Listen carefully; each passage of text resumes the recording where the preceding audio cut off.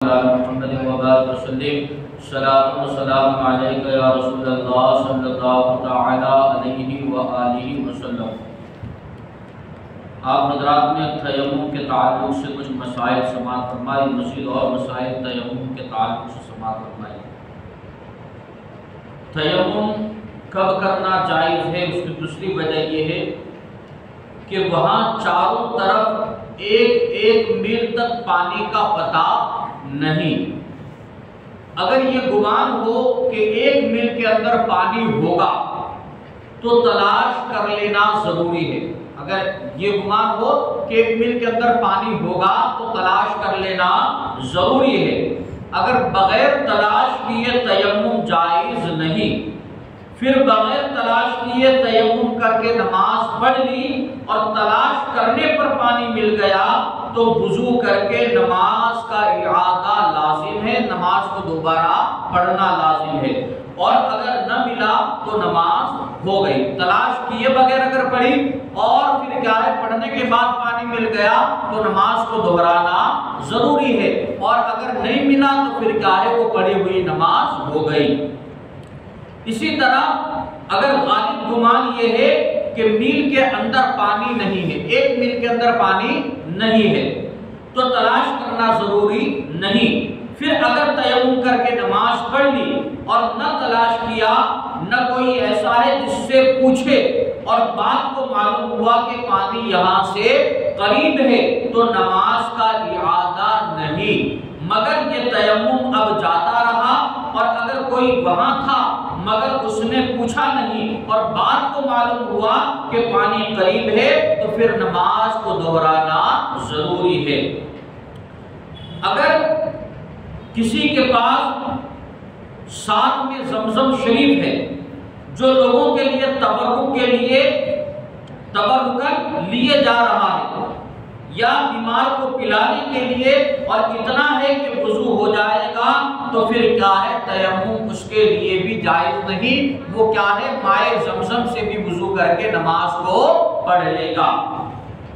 اب کب تیسری صورت کہ کب اس کے لیے تیمم کرنا جائز ہے کہ اتنی سردی ہو کہ نہانے سے مر جانے یا بیمار ہونے کا قوی اندیشہ ہو، اور لحاف وغیرہ کوئی ایسی چیز اس کے پاس نہیں جسے نہانے کے بعد اوڑھے اور سردی کے ضرر سے بچے، نہ آگ ہے جسے تاپ سکے، تو تیمم جائز ہے۔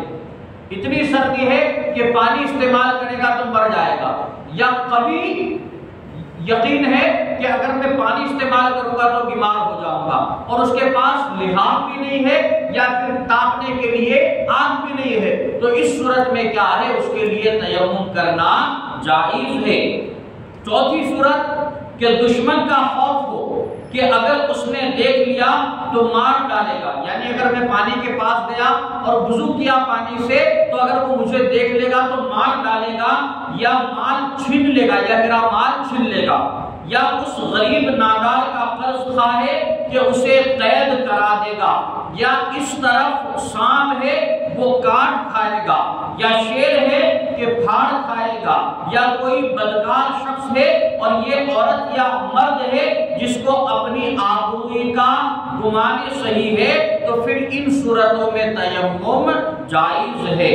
یعنی اگر یہ صورتیں پائی جاتی ہے تو پھر کیا ہے باوجود پانی کے وہ کیا کرے گا تیمم کرے گا، کیونکہ اب پانی کے اوپر اس کو قدرت نہیں رہی، ایک طرف سانپ ہے یا پھر شیر پھاڑ کھانے کے لیے تیار ہے، یا پھر کیا ہے اپنی عزت جانے کا قوی اندیشہ ہے، یا پھر کیا ہے اس کو یہ دشمن کا خوف ہے کہ اگر میں نے وضو کیا تو کیا ہے دشمن مجھے مار ڈالے گا، تو ان سب صورتوں میں کیا ہے باوجود پانی پر قدرت ہونے کے وہ کیا ہے تیمم کرے گا۔